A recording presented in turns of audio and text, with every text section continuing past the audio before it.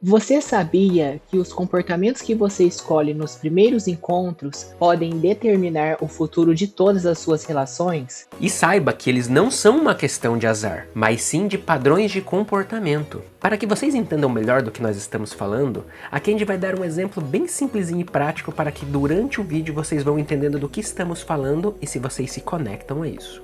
Candy? Vamos imaginar um casal no início do relacionamento. Ana é super atenciosa e o João adora essa atenção e corresponde com carinho. João também sempre se preocupa, é atencioso e pergunta onde Ana está.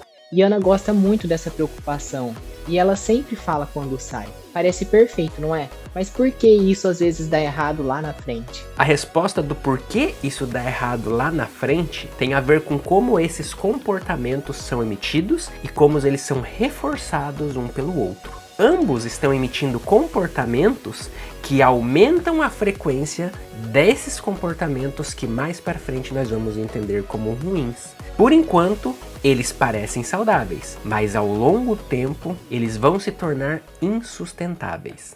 Então agora vamos entender um pouco dos conceitos desses comportamentos. Como eles estão funcionando e o que faz eles aumentar. Inclusive por que vocês entram nesses ciclos de relacionamentos que são normalmente muito ruins. Vamos lá então para o começo. Primeiramente, a gente deve entender que nós escolhemos nossos parceiros com base nos reforços que recebemos deles. Quando alguém nos faz sentir muito bem, tendemos a repetir os comportamentos que mantêm aquela interação. No exemplo da Ana, toda a atenção que ela dá para o João faz o João se sentir bem. Como consequência dele se sentir bem, ele devolve para a Ana o carinho. Quando ele devolve carinho para a Ana também se sente bem. Ou seja, essa interação de atenção e carinho se reforçam. Essa interação aumenta e faz com que eles iniciem esse ciclo de relacionamento onde ambos se sentem bem estando dentro dele. Agora, esse ciclo, ele se repete e conforme ele se repete, esses comportamentos começam a aparecer mais vezes. Eles começam a aumentar de frequência, como a gente diria. Então, por que nós entramos em ciclos de repetição de parceiros e de comportamentos?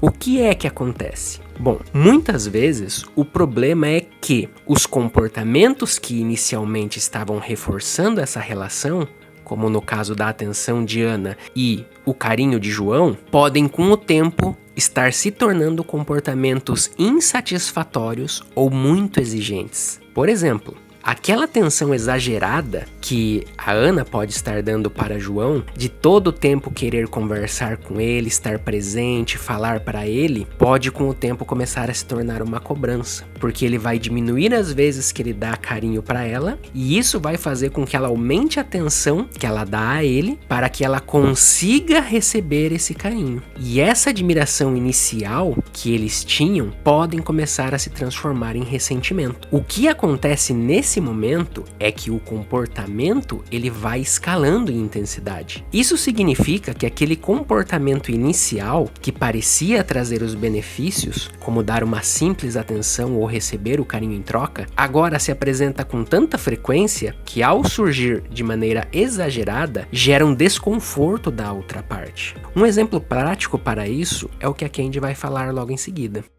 Ana, que sempre dá atenção para João e recebe carinho, agora ela dá atenção para ele e não recebe mais carinho. E ele tá em um dia que ele tá muito ocupado, sem tempo. E como o João não tá dando carinho de volta para Ana, porque não tá conseguindo responder como estava antigamente, porque nesse momento ele tá ocupado, ela não percebe isso e acaba dando mais atenção para ele ainda, perguntando: e aí, o que você tá fazendo? Onde você tá? Como é que você tá?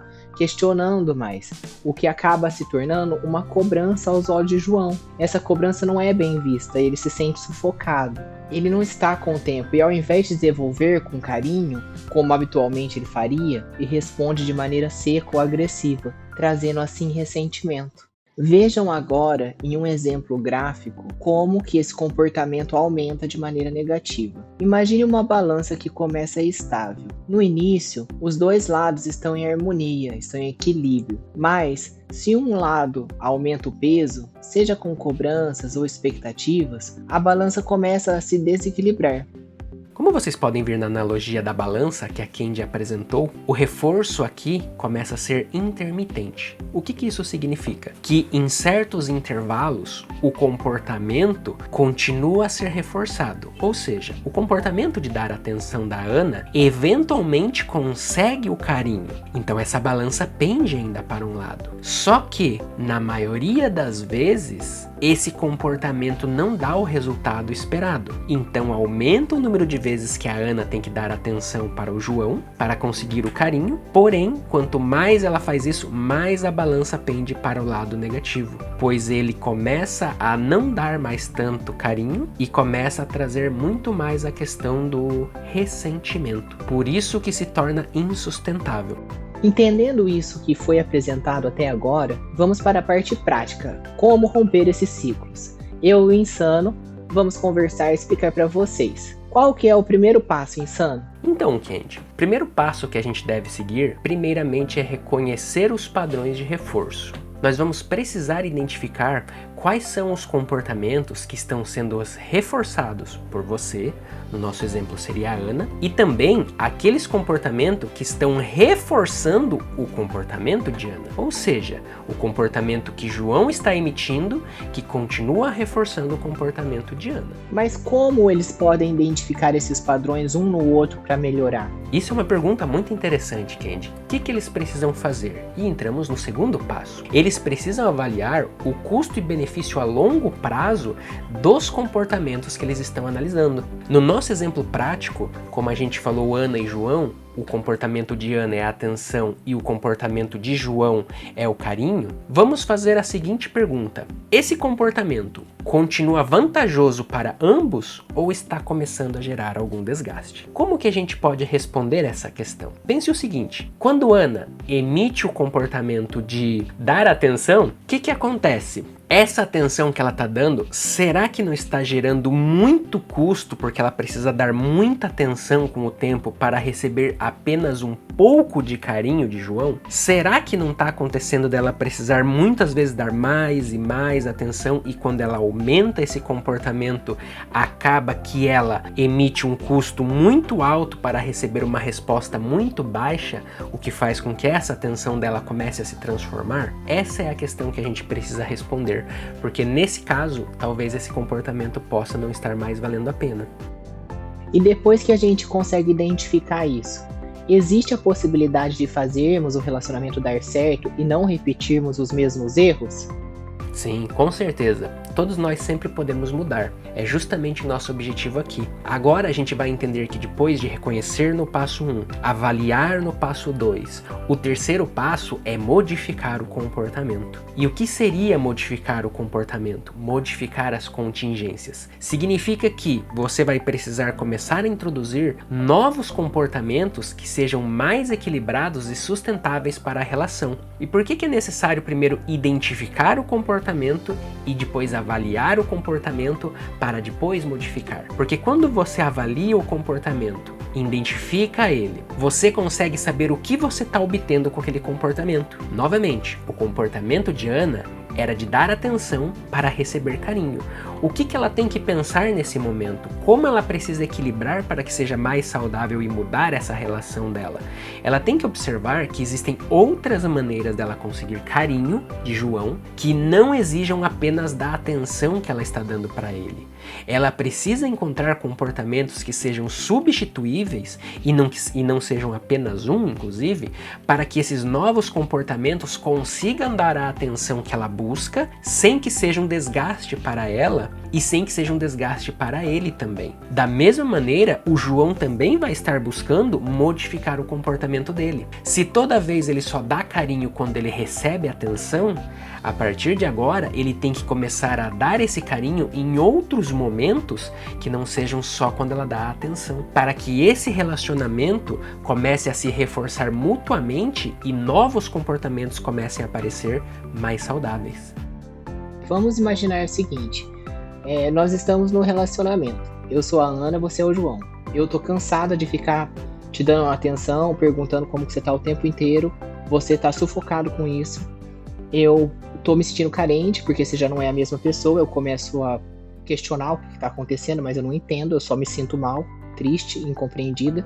Como que a gente pode ter uma conversa para trazer o equilíbrio para esse relacionamento e enxergar isso de forma natural? Ah, sim. Primeira coisa é que ambos têm que estar dispostos a mudar e entender que ali existe um problema.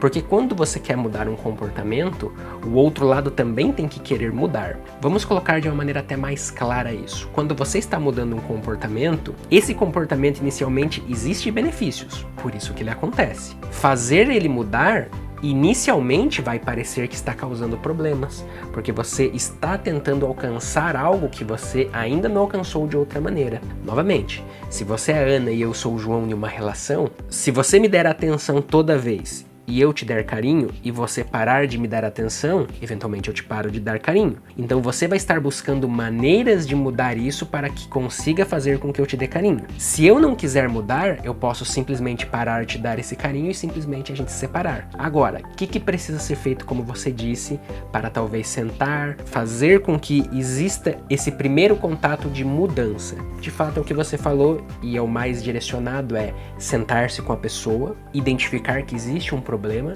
apontar para ela exatamente como a gente fez nessa questão de identificar e avaliar e falar, olha, identifiquei meu comportamento e identifiquei esse comportamento em você. Este meu comportamento está me causando problemas por causa disto e explicar exatamente o porquê, e a outra pessoa também falar o lado dela. E juntos vocês começarem a introduzir novos comportamentos. Novos comportamentos geralmente são mudanças. Se você já chegou até aqui, entendam, os relacionamentos saudáveis não são uma questão de sorte. Eles dependem de como nossos comportamentos se conectam e reforçam mutuamente nossas relações. Está na hora de você começar a analisar o que você está construindo aqui. E você, já percebeu os padrões nos seus relacionamentos? Comente aqui como você está agindo para romper ou melhorar esses ciclos. E quais assuntos vocês gostariam que abordássemos nos próximos vídeos. Ah, e não esquece de se inscrever no canal para mais conversas sobre relações do dia a dia.